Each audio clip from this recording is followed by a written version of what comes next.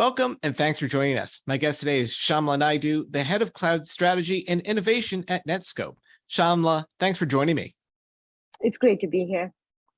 And Shamla, let's kind of start the conversation here. Agency investments in cloud, of course, continue to increase, and the data explosion that results from that is not at all slowing down.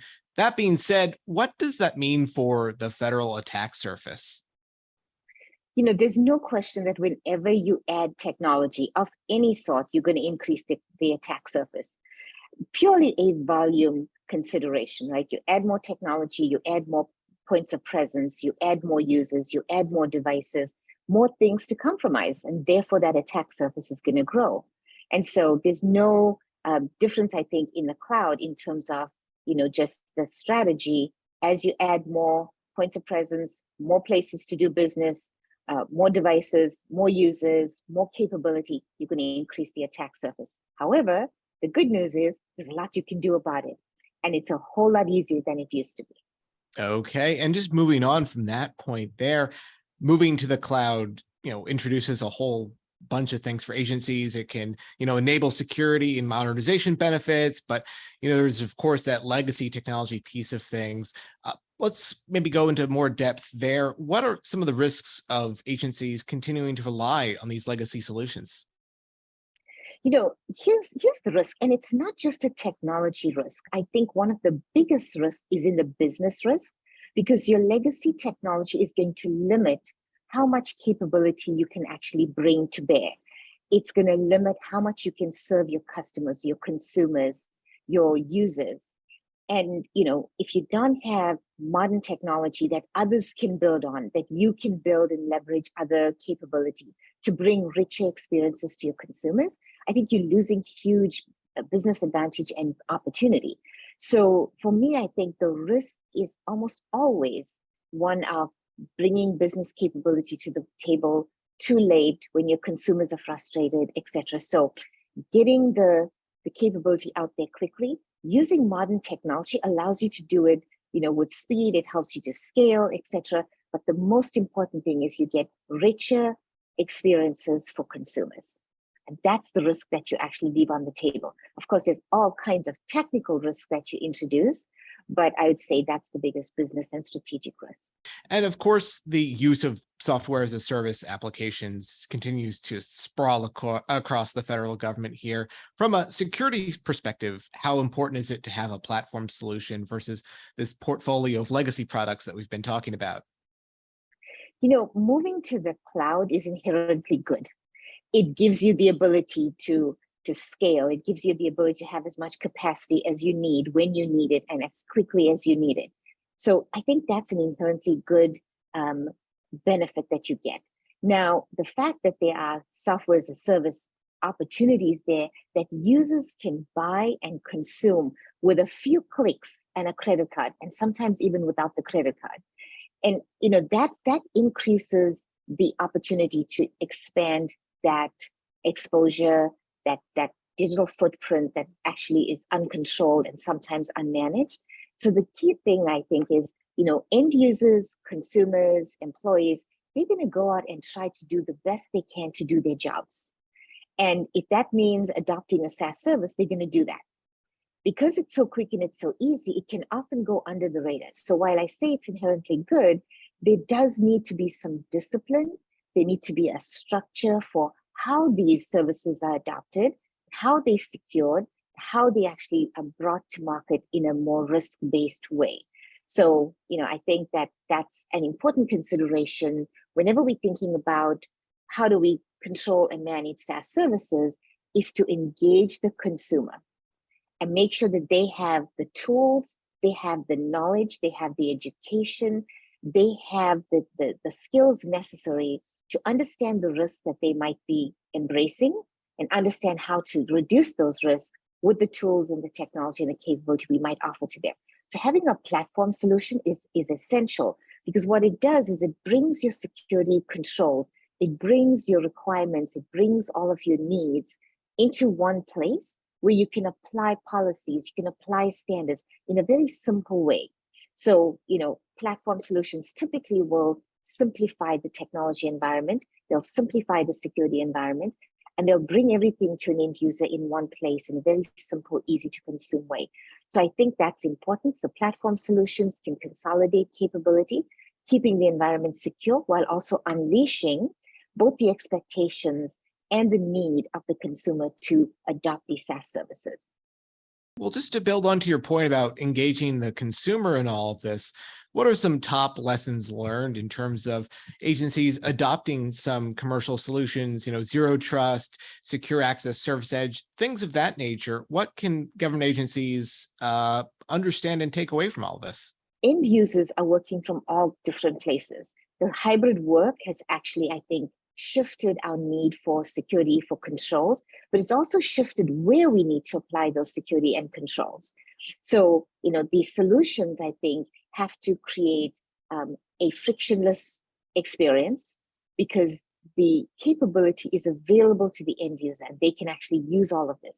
If we create a platform with these secure service edge solutions, which has to change because the traditional security products, the traditional security tools are no longer sufficient. The way we work, the places we work at, the way we structure our days and the way we actually use technology has shifted. It's shifted enough that as we move more workloads to the cloud and we create the convenience for an end user to access their resources from anywhere at any time, and really we're giving them so much power. But the idea of us having a security stack of solutions that actually manages the risk in that environment is essential to making that work. An end user typically is going to select convenience over security. And so what we need to do is we need to make security convenient. And some of those solutions you just mentioned, zero trust network access, a cloud access broker that actually takes my credentials and makes sure I am who I say I am, and continues to challenge me throughout the workflow are essential solutions. Protecting my data, because remember that the networks that we created were not developed by us. We didn't write those applications that we're using in SaaS solutions and in the cloud. We don't control all the devices that might connect to those cloud services and those cloud environments. And so in that environment, we really now have put a huge burden on the data and the protection of the data because all these other elements that we don't control, we have abstracted the security away from those layers and we're doing it in a different abstracted layer. Now, data has become our most valuable asset, but it's also our most exposed asset because it is all over those places on networks we didn't build, on applications we didn't write, on devices we don't control. And so data protection is an important consideration as we think about what capabilities do we need to build.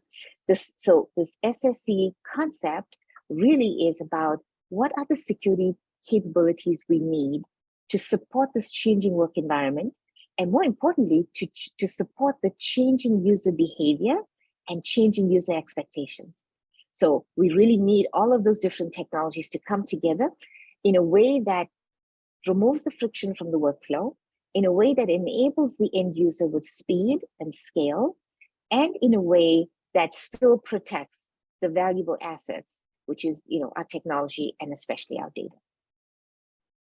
Okay, well, Shamla, you pointed out that the pace of technology in the federal government has really accelerated in this whole remote work environment that we've all been experiencing. Looking over the horizon of the coming couple of years here, what are some trends that you're following that agencies should maybe have on their radar? There's no question that cloud adoption is going to accelerate and it's going to become like gravity. Everyone's going to do it because nobody wants to invest in, city blocks of infrastructure for the support, the maintenance, and all of the other things that go with that. So I think the cloud provides for us the foundation for our technology capability. But we have to be careful that that doesn't get coupled with security neglect. Okay? So I think the challenge here is how do we maintain technology performance? How do we maintain the need for scale, the need for speed, but we don't sacrifice the security controls? And the way we get those security controls, I think, is thinking about the new architecture for business requires new architecture for security. And this new architecture really requires us to rethink what we had and what we need for the future. And also, these platform solutions have to not lock us in.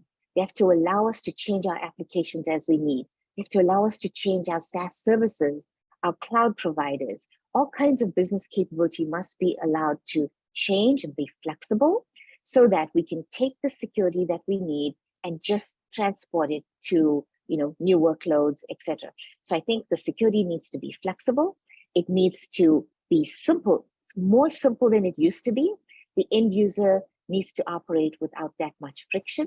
And I do think that at that point, the mission is accomplished for building business capability, while also recognizing that security is an important consideration. What we're seeing in terms of another trend is network and security decisions are coexisting. And like never before, those two functions cannot operate without each other. You can no longer build network capability or any kind of connectivity without considering security. And on the security side, you can no longer adopt controls that don't consider, performance and just uptime and reliability and resilience.